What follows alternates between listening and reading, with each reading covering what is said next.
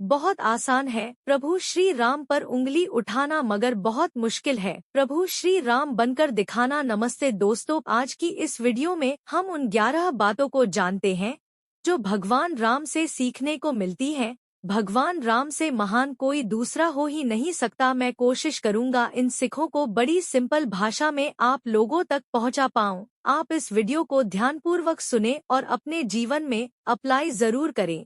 मेरा आपसे वादा है आपकी जिंदगी बदल जाएगी।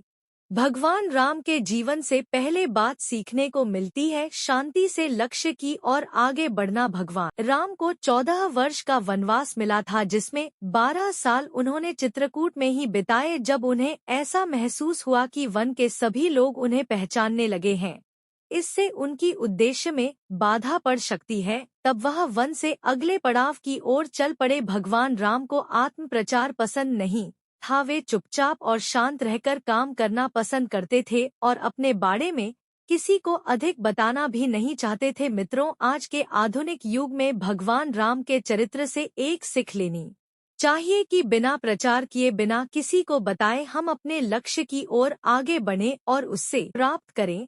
और दूसरी बात सीखने को मिलती है सभी के साथ समान व्यवहार करें। भगवान राम ने अपने पूरे जीवन में सभी के साथ समान व्यवहार किया। उन्होंने कभी भी लोगों को जाति धर्म के आधार पर नहीं देखा, फिर चाहे वो निषाद राज हो या माता सबरी हो। भगवान राम ने सभी के साथ एक ही व्यवहार रखा था। उन्होंने प्रकृति और मनुष्य के बीच एक नया संबंध बनाया जो बताता है कि सच्चा मनुष्य वही है जो सभी के साथ समान व्यवहार करे।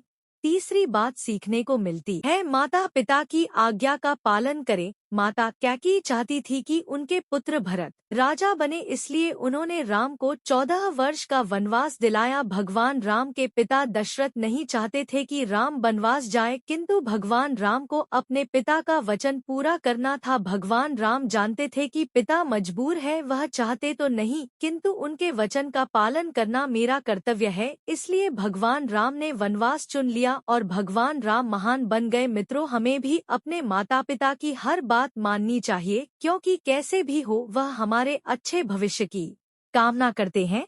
और चौथी बात सीखने को मिलती है अपने नियत कर्म को करना। भगवान राम भगवान विष्णु का अवतार थे, इनके लिए दुनिया में कुछ भी करना संभव था, किंतु फिर भी उन्होंने अपना नियत कर्म किया और जीवन में हर स्थिति का सामना बड़े अच्छे ढंग से किया। हर सुख दुख का सामना उन्होंने मानव की ही भांति किया। दोस्तों, हम कई बार कर्म नहीं करना चाहते, बस बैठे बैठे फल की इच्छा करते हैं, किंतु हमें समझना चाहिए कि जब भगवान ने भी कर्म किया तो हम कर्म करने से कैसे बच सकते हैं।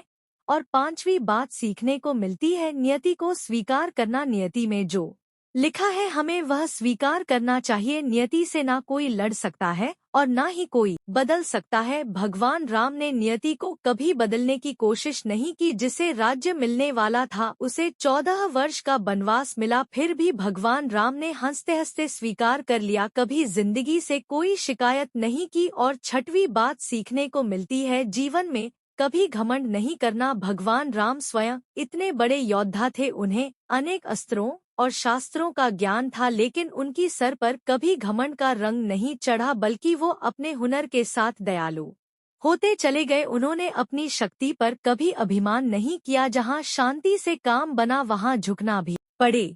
दूसरी ओर रावण को अपनी शक्ति पर अभिमान था, इसलिए उसका वंश सहित नाश हो गया। इसलिए दोस्तों, अपने काम को और अपने आप को अच्छा करने की आदत डालिए। घमंड करने से कुछ नहीं होता। यदि आप ऐसा करोगे तो आप बहुत आगे तक जाओगे। और साथ भी और सबसे महत्वपूर्ण बात सीखने को मिलती है जीवन में मर्यादा और अनुशासन का होना बहुत जरूरी है। भगवान राम ने अपने पूरे जीवन काल में कभी मर्यादा का उल्लंघन नहीं किया, इसलिए वे मर्यादा पुरुषोत्तम श्री राम कहलाए। साथ ही वो अपने जीवन में हमेशा अनुशासन में रहे। अनुशासन व्यक्ति के व्यक्तित्व का निर्माण करता है। मित्रों, अनुशासन सुखी जीवन के लिए बहुत महत्वपूर्ण है। मर्यादा जीवन में आने वाले संघर्षों से जूझने की शक्ति देती है और भटके हुए मनुष्य के लिए दिशा सूचक यंत्र बनती है। सुख में जीवन के लिए मर्यादा और अनुशासन बहुत जरूरी है। तो दोस्तों, ये थी वो 7 बातें जो भगवान राम के जीवन से सीखने को मिलती है। दोस्तों, आशा करता हूँ आप इन बातों को जीवन में